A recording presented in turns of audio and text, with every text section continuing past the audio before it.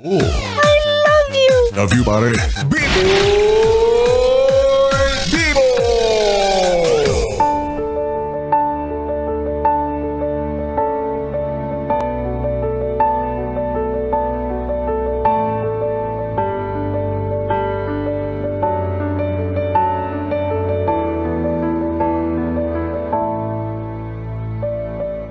Gandang gabi! Ako'y nagbabalik, DJ B-Boy Bibo, para sa ating tuloy-tuloy na BB Time. Yes, para ikaw, kung sa mga oras na ito ay meron kang mga kinakaharap na problema, no? Hindi man ngayon, pero sana sa mga susunod na araw, as soon as possible, ay mahanapan mo na yan ng solusyon, diba? Naway magkaroon na ng tugon sa iyong mga panalangin. Alam nyo mga yes friend, bilang tao, no, wala ni isa sa atin ang masasabi nating perpekto ang buhay or perpekto ang pagiging tao. Kumbaga normal lang na lahat tayo napapagod, nagkakamali, nawawala ng mahal sa buhay, or hindi naman kaya nakakaalitan yung mga mahal sa buhay. Kumbaga lahat tayo sinusubok. Minsan nga akala mo okay lang yung lahat eh, 'di ba? Pero may bigla na lang dagok. Yung mga bagay na hindi natin inaasahan, yung mga pangyayaring hindi natin inaakala. Yun yung mas nakakatakot. Yun yung mas nakakapagpa-down sa atin. At yung dagok na yun minsan hindi lang isa. Kasi may mga dagok na sunod-sunod na nangyayari sa buhay ng iilang tao. 'Di ba? Na akala mo yun na yun, akala mo yun na yung pinakamalalang pwedeng mangyari sa iyo, tapos hindi inaasahan, may panibagong problema na naman. Halos sabay-sabay na lahat. Hindi mo na alam yung gagawin mo kasi na-overwhelm ka na, nape-pressure ka na, hindi mo na alam kung paano mo susolusyonan yung mga problema, napapatanong ka na kung ano bang ginawa mong mali, saan ka ba nagkulang, ano bang ginawa mong masama para mangyari sa'yo yan, bakit parang sa'yo lang galit yung mundo, bakit sa'yo pa nangyari to, diba? Ang dami mong tanong na hindi mo mahanapan ng kasagutan, kaya hindi kita masisisi, no, na unti-unti nagdadamdam ka sa nasa itaas. Kumbaga nagagalit ka na, nagke-question ka na, kinakausap mo siya na bakit sa'yo yan ginagawa. Well, kung yan yung way mo, yes friend, para kahit papaano mabawasan yung bigat ng nararamdaman mo, okay lang yan. For sure na iintindihan ka niya. Isipin mo na lang, para kang isang anak na nagmamaktol, nagtatampo sa magulang kasi hindi pinayagan maglaro sa lansangan, pero eventually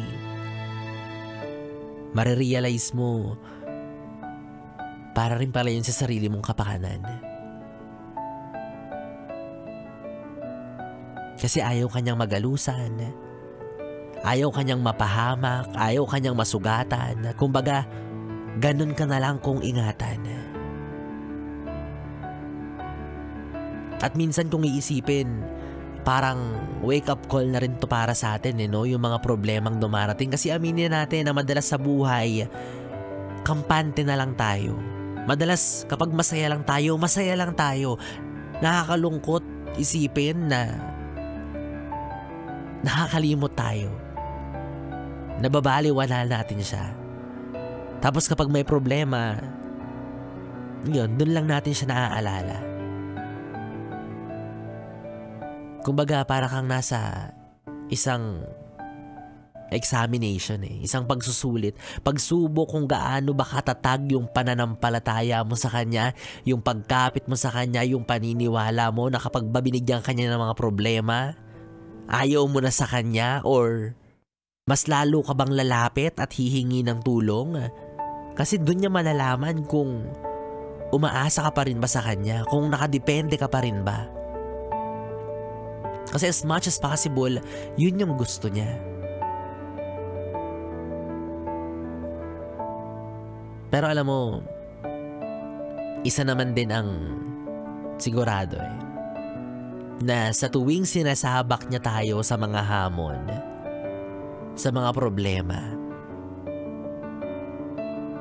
for sure hindi niya tayo hinahayaang mag-isa. Panigurado magbibigay at magbibigay siya ng mga tao sa paligid mo na aagapay, tutulong, magmamalasakit sa'yo. Yun yung magsisilbi niyang mga anghel na sasamahan ka sa laban. Patunay yun na andyan pa rin siya. Kahit may mga pagsubok siyang binibigay, hindi ka pa rin niya pinapabayaan. At yung mga taong tutulong sa'yo para mas tumatag ka, mas mapalapit ka sa kanya, magbalik loob ka, at isuko mo lahat-lahat sa kanya. Ipaubaya mo lahat. Kahit na mahirap, kahit na masakit, kahit na mabigat sa damdamin. Kasi panigurado, yun lang din yung hinihintay niya. Diba? Nakakahiya naman. Siya yung laging naghihintay ng tawag mo. Siya yung laging naghihintay ng paghingi mo ng saklolo. Ganon siya. Naghihintay lang siya lagi sa atin.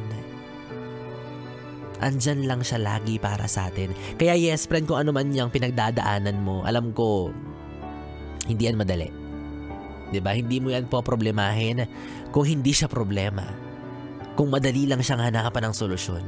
Alam kong binabagabag ka niyan kasi mahirap yan mahanapan ng solusyon. Mahirap yan ayusin. Mahirap yan lampasan.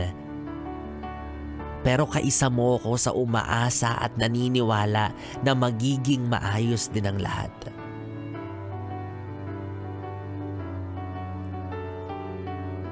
Balang araw, di ba? Nahahanap mo rin yung kasagutan sa lahat ng iyong katanungan kung bakit nangyayari to, kung para saan ba ito. Hindi ko man alam kung kailan, pero kaisa mo kong umaasa na sana mangyari na yan, di ba? Sana maisakatuparan mo na yung mga problema mo na masolusyonan. O kagaya ngayon, di ba? Malay mo lang naman. O, di ba? Malay mo, dininig na ng nasa itaas yung panalangin mo na manalo ng 500 piso sa sinalihan mong promo. Anong promo ba yan, Biboy Bibo? Secret, di ka kasi nakikinig. O, kaya naman, yes, friend, eto na ang mahalagang anunsyo kung sino nga ba ang mapalad na mananalo ng tumataginting na 500 piso para sa ating...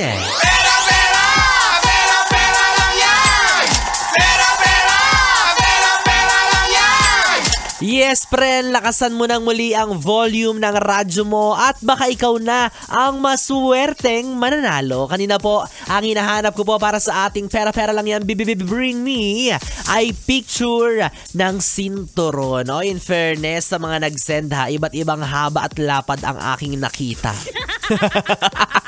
Yung iba may buhok pa. May buhok pa kasi suot-suot pa nila nung pinicturan nila. Parang nakita ko yung karug. Well, anyways, eto na nga, ESPN, congratulations dahil meron na pong napili si DJ Biboy Bibo para mag-uwi ng tumataginting na 500 piso. Congratulations sa pagmumukha mo, hindi ko na patatagalin to. Alam kong uhaw ka na sa 500 piso. Hati tayo ha. Congratulations, Maki Permosil. Ayan, nakalain mo yun, di ba? Nag-flex ka lang ng sinturon mo, meron ka na agad premyo. O dahil dyan, Maki, kung naririnig mo to at gising ka pa, dapat lang ha. O ang kailangan mong gawin ngayon ay mag-send ng iyong valid ID at syempre ng iyong GCash number kung saan namin isi-send ang iyong tumataginting na 500 petot para sa ating...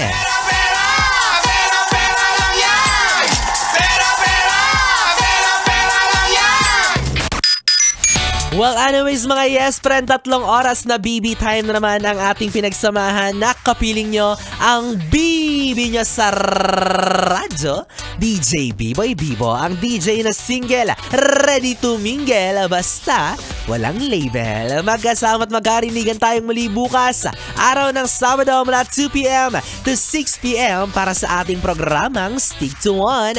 Mga kanta ang OPM hatid sa inyo ng 101.1 Yes FM Solid. Good night, BB. Happy weekend.